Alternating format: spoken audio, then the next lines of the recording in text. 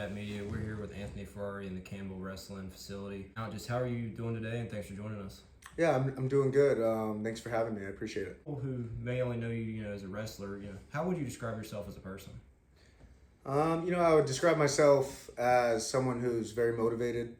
Not normal to the average person, I guess, when they look at me and my lifestyle and just have a conversation with me and see my mindset. Some might call it obsession, but I'm just a very driven person. Driven by how my father raised me and my brothers, and just very, very driven, very motivated. Always on the go, I guess. Very high energy. And just what experience or people have shaped the way that you kind of just described yourself? Yeah, I would say my dad, played the biggest part.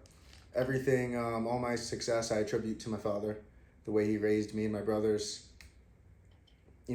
Just the training he put us through, the mindset he raised us with, it was just different.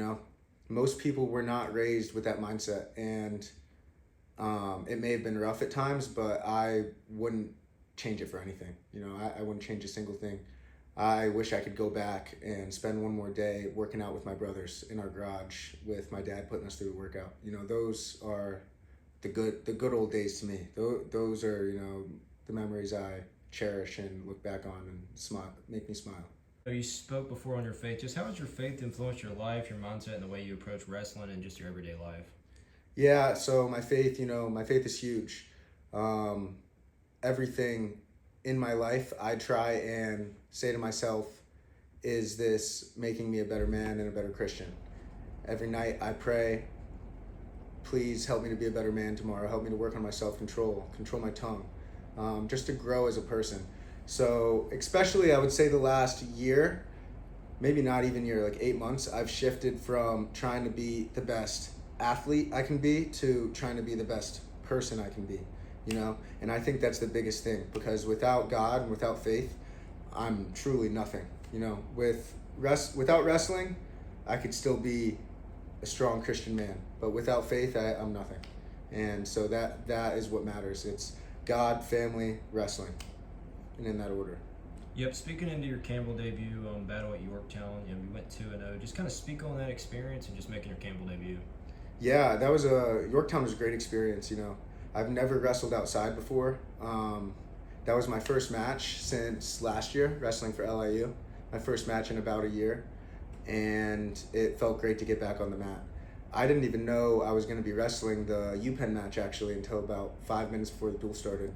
The plan was just for me to wrestle the Presbyterian match, but some things that coach had been seeing in the warm-up, I was looking good, I was ready to go, and he let me know I was going to be going, and it was my turn, and I was ready to go. It was a good match. Kid wrestled tough. I got to knock some of the rust off against number 32, he was ranked in the country. Yeah, first match back. It's a good win to get, and it just felt great to be back out there. Like, I felt like myself.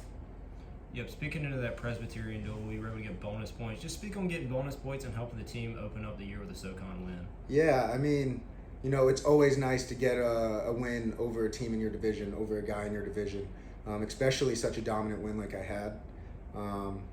I talked to coach before the match, and he said go out there and just rack up some points. My skill level is truly ahead of a lot of these guys, and that's the point I'm trying to prove. I'm not just trying to win a lot of these matches, but I'm trying to go out there and dominate and show that this is the gap. I belong with the top guys, top 1, top 2, top 3 guys, not just these top 20, top 30, whatever guys.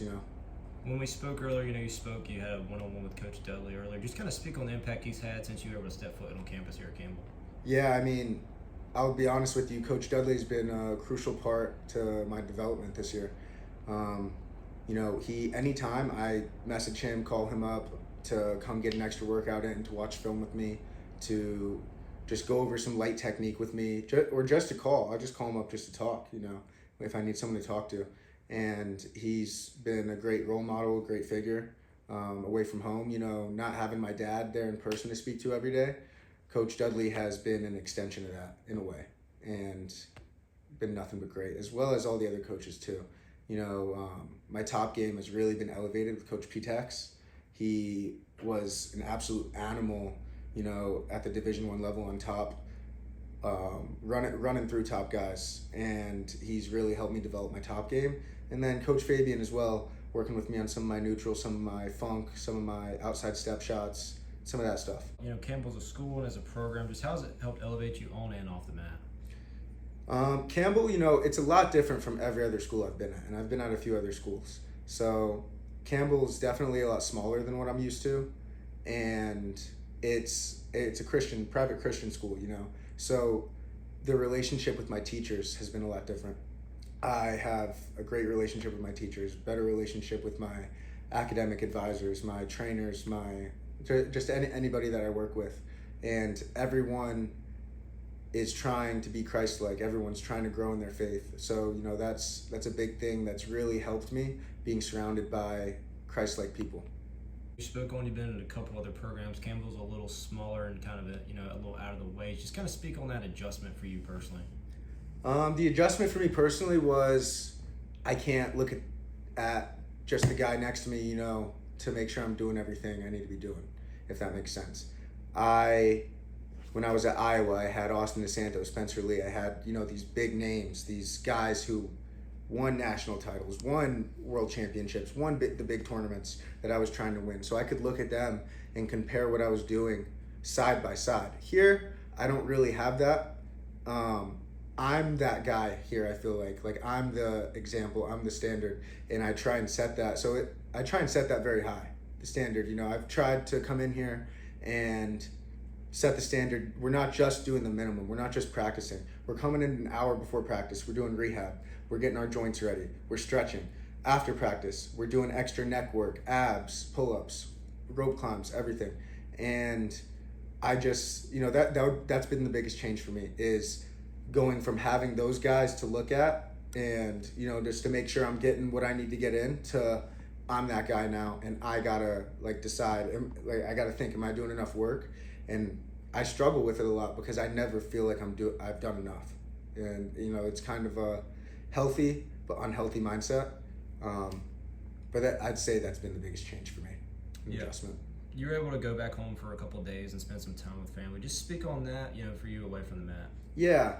I think family is, one of the biggest things. It's the most important thing behind my faith to me. And I have a niece and a nephew from my sister, and I love getting back home and getting to spend time with them and see them. Angelo also got to come back home for a couple days, so we got to get some training in, get on the mat, go over some technique. He's got some really good misdirections he's been developing, so I picked his brain a little bit about that, and it was good. Got to see my parents. It was my dad's birthday yesterday, actually. So it was nice to get to spend some time with them and just reconnect with my roots. Speaking on a program you and your brother have, Strength by Ferrari, just kind of talk a little about you and your brother's program. Yeah, so I started Strength by Ferrari about a year and a half ago, and I brought AJ on about a year ago. So me and AJ both run it. And basically what it is it's a program we developed to help younger wrestlers around the country, to give them the advice and the plans and just the guidance that we kind of wish we had growing up and going through, navigating our way through the journey with this sport of wrestling. Because it's there's ups, there's downs. Do I eat this? How do I get down to weight for this? How should I be training for this? How should I be lifting so I'm not sore for competition? All these different things, we discovered them and found the answers by trial and error. And we've found the ways that are proven on and off the mat to have success. So we decided to put this program together and kind of like a mentorship for younger wrestlers to buy into. Season, what's your goals and aspirations? I got big goals for this season. First off, 2026 SoCon champ. After that, 2026 NCAA champ, 165 pounds. There's a lot of guys, top guys at that weight class in my division. And I watch these guys in their film and I don't see anything special, to be honest. Not compared to me. Most of these guys are copy and pastes, and I don't see why it can't be me. Why can't I be the champ? All I got to do is buy in, stay locked in, and just work my butt off. Hard work beats everything. I truly believe that. And hard work can't be beat. So I'm going to work my butt off. I'm going to stay focused, and I'm going to elevate all the people around me as well. As we wrap up, your message to any guys that may look up to you and your fans. Yeah, so a message I would say to anybody that looks up to me, just stay focused and don't be your own enemy. Like don't let, whether it's girls, partying, popularity, whatever, those things shouldn't matter more to you than training. Those things shouldn't matter more to you than developing your craft. And you should be in this sport so that you can develop, dedication, being a strong man, grit, and just to try and grow as a person as well as a Christian man. And that's what I truly believe. But yeah, that would be my message to them. Well, Anthony, thanks for the time and best of luck this season. Thank you. I appreciate it.